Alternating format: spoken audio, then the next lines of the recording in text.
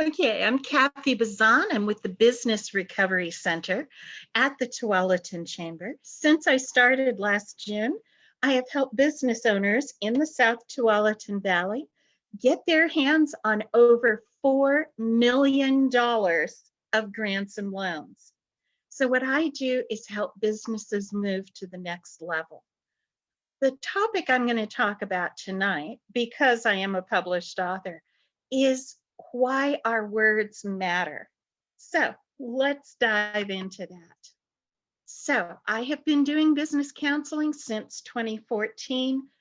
My services to you are free of charge. You can just reach out to me by phone or by email, and we can set up a meeting if you would like. But tonight, let's talk about our words. Our words that we speak every day have the power to hurt or the power to heal. Depends on which ones we pick. If we look at the power to hurt, we might look at this quote from Cher. It was from one of her songs. Words are like weapons. They wound sometimes. But words also have the ability to help us heal and help those around us heal. So these are the words from a hymn that actually dates back to 1855.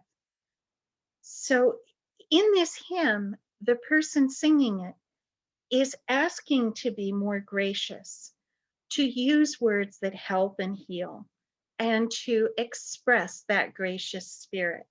It's just a comparison between the two. We know that when we were kids, we were taught to edit ourselves.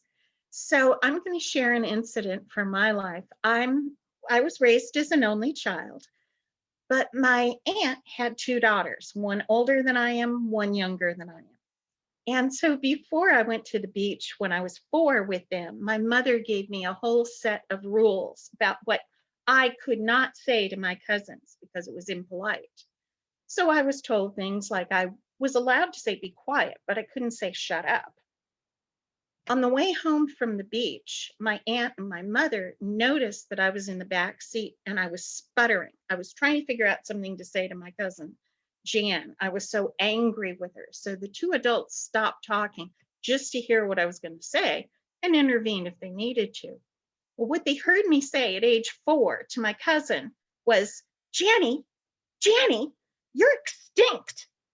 It was the worst thing I could think of, because if it was bad enough for the dinosaurs, it was bad enough for Cousin Jan. And ever since then, that's actually been used as a put down in our family. So cousins try to be the first one to say that to another cousin. It wasn't something that healed by a long shot, but certainly the word choice was not as hurtful as it could have been. The words that we choose to speak define how others perceive us. According to LinkedIn, the average person speaks about 7,000 words a day. And with those words, you have the opportunity to leave an imprint on the people to whom you are speaking. Think about this for a minute. You don't need to give me any answers, but I just want you to kind of evaluate what you did yesterday. How many words did you use that had a positive difference to those who heard you? How many words didn't have a positive difference? Could you have edited out those negative hurting words and used positive healing words instead, or just changed your phrasing a little bit? How many words did you use yesterday that served little or no purpose? And how many words showed that you are a confident communicator? Here's an interesting statistic.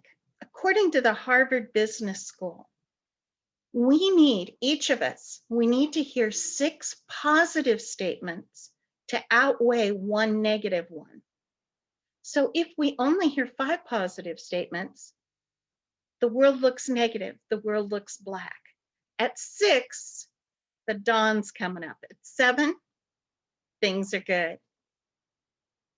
But the fact that it takes that many positives to outweigh a negative, something we all need to be aware of when we're speaking, and make those negative comments as few and as far between as possible. Even constructive criticism is often perceived as a negative statement. So as leaders, as business owners, we all need to be aware of that. Now, here's an interesting correlation. They can actually use the ratio of negative to positive statements to determine whether or not a marriage is going to be successful. In successful marriages, the ratio of positive statements, 5 positive statements to every 1 negative statement, usually meant that that marriage was going to survive. Anything below that, probably headed for divorce court. Interesting, huh? Saturday Night Live a week and a half ago had this absolutely hilarious skit about being bombarded with negative statements. They came up with a bicycle commercial called Peloton instead of Peloton. And my point was this: what if we were all under that kind of negative criticism as a consistent situation? Most people under that negative set of comments, one after another, you can't do it, you're too slow, would actually wilt. And so my point is, let's not Peloton anyone. Since it takes more positives to outweigh the negative, even with a multiple number of positive statements, our minds can still focus on what is said negatively to us.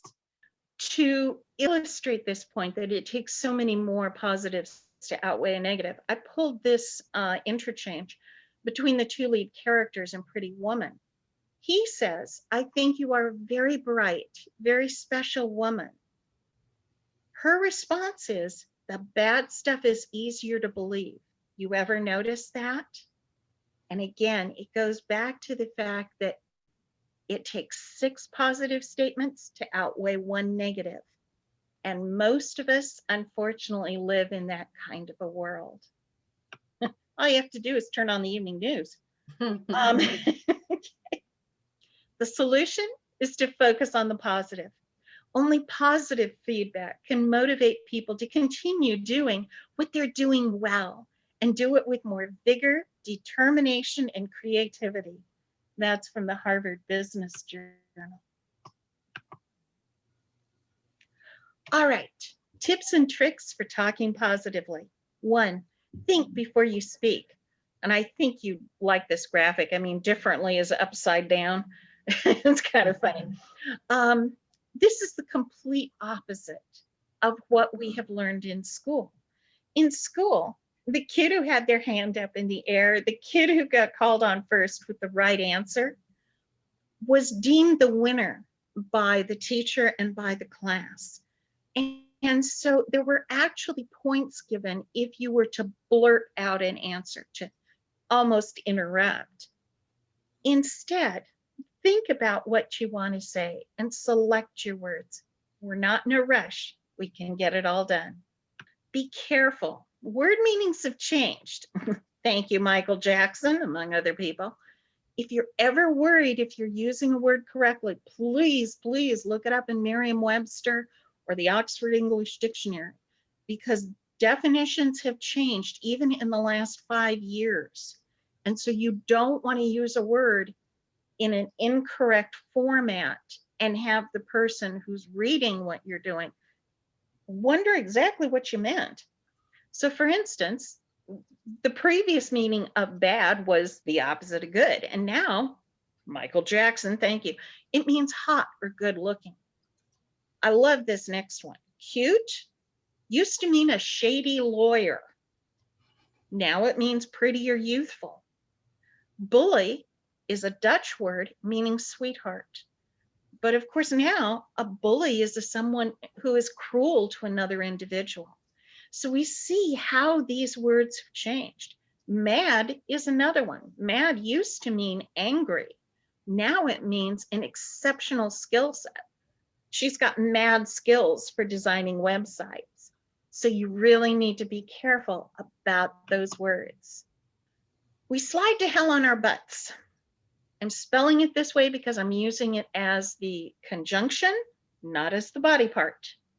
I want you to actually drop the word but out of your vocabulary. because but negates everything in front of it. I would have gotten the project done, but a client called. So you just made that project a negative. If you can, eliminate the word but, replace it with and, do something else, but try to avoid it. Rephrasing can often delete the sting in what you might have to say to somebody. So a negative statement like, you should have spoken with marketing communications first before you release that statement to the press, could have been changed to a little softer one like, in the future, you should speak with marketing communications to avoid that situation. Yes, it's still a corrective, but it's nicer. I don't have time for this right now. What the person you said that to hears is, I don't have time for you. That's not what you want to communicate. Instead, turn that around. To be respectful of your time, could we meet tomorrow at 10 to discuss this? Then that way you don't have to say, I don't have time for you right now. You make a time to meet. Does that make sense? How many times have you heard somebody use that question in the middle of their own discussion? Well, it almost sounds like the listener may think that you doubt their ideas. Instead, turn that around. Do you have any thoughts or questions? You are asking for feedback and encouraging engagement. How to develop new communication habits. You can't develop a new habit unless you know what you're doing now. So to know what you're doing now, you might want to record yourself on a phone or Zoom call and play it back. What did you say negatively? Could you rewrite those statements in a way that's more positive? Stop phubbing. I learned a new word this week. I'm very proud of myself. Phubbing actually is a contraction of snubbing and phone. So it's snubbing the person in front of you to look at your phone. How many times have we all done that? I just want to leave you with a motto: phones down, heads up. Be present in that conversation. Well, I'm not advocating that we all run out and buy this. This is from Tech Candy, and this is where I learned the word. But those are adhesive clings you can put on your phone, and it stops you from looking at your phone. So it's a good way to train yourself if you haven't done that already. You can ask a friend or a coworker to give you feedback on how you communicate. Are you using career limiting words? Are you using verbal spacers or fillers? These are things that would include like, sorry, sort of, kind of, just those kinds of words. They give absolutely no additional meaning to the sentence. They're simply there so that you can think of what you're going to say next. But you can train yourself to not do that. Actively listen to how other people speak. How would you turn their negative language into positive statements? Or what can you learn from them about the way they present themselves? When they speak, is there a change in the volume to what they're saying? Is there a change in the cadence? Is there a change in the tenor of the words, the emotions? Does that keep you engaged, or did it put you to sleep? Now, the second part of this is tips to help you speak more confidently and positively. I started singing in choirs at the ripe old age of 8, and one of the very first things they taught us was how to enunciate those hard consonants. D, T, P, the explosive consonants. One trick for doing this is to actually pounce on that sound and over enunciate it for a while until you become comfortable. But you also want to slow down a little bit when you know you're approaching one of those words so that you can add those consonants on there. Another hint, pause. Instead of talking incessantly, pause. This is not a contest. You do not have to speak more words than your listener to win whatever this contest was. You want to aim for a dialogue, not a monologue. Edit yourself. Many of us use 7 words when 4 will do just fine. Think about what you were saying. If you realize you're going to repeat yourself, stop. And most of us do repeat ourselves. So just be aware of that. Take a breath. Ask for feedback. Another hint is to emphasize. So you might want to pick one word in each sentence you're speaking and give it a little more oomph. Can you believe it? Sales are up 24%. And you can play around with this. It just gives you a different change of pace with your sentences. Drop the valley, girl. If your pitch at the end, Caitlin's cracking up. If your pitch at the end of your sentences goes up, like, I'd really like to go to the mall, you're a valley girl. Knock it off. Listeners assume that that speech pattern indicates a young, unprofessional person. Even though I just proved to you I am not young, I can still do a valley girl. So just be careful your sentences don't go up at the end. If you're asking a question and your sentence goes up at the end in pitch, that's fine. If it's going up and you're talking about how you got an oil change yesterday, we need to talk. Stand up. There's a reason for this. Until you get really comfortable sitting down and talking to people, you want to stand up when you're on a Zoom call. The reason is it actually allows you to put more energy and passion into what you're saying. It also gives you a physical advantage until you learn how to do this sitting down. Each of us below our rib cages has a set of muscles called the diaphragm. These are what push air up through the lungs. When you're standing, it's much easier to tighten those muscles and force that air out. When you do that, you're not putting any strain on your throat, but you have just increased your volume without any action that is going to make your voice hoarse later on. So as you're tightening that diaphragm, the air pushes out, you've got more volume, you sound more confident. Be careful what and how you write. Watch not only the meanings of words, but also the mechanics of how you write. In the old days, we called this punctuation. Can punctuation change the meaning? You better believe it. A very simple question like, what's in the lunch bag, is okay. But if you put a comma in there, it suddenly becomes an insult. What's in the lunch bag? Be careful. Not a great way to start the day. Commas save lives. Let's eat, Grandma. A little too carnivorous. Let's eat, Grandma, is an invitation for her to come to the table. The next one is actually a quote from Rachel Ray. And in her magazine, they actually wrote it like this with no commas, which it sounds like she likes cooking her family and her pets. Wasn't what she meant. What she meant was, I like cooking, comma, my family, comma, and my pets. So be careful. And then again, a comma in the wrong place can really change the meaning. So stop clubbing, baby seals. The original conservation message had no comma, but it had a powerful message. This one's just silly. Be gentle with yourself.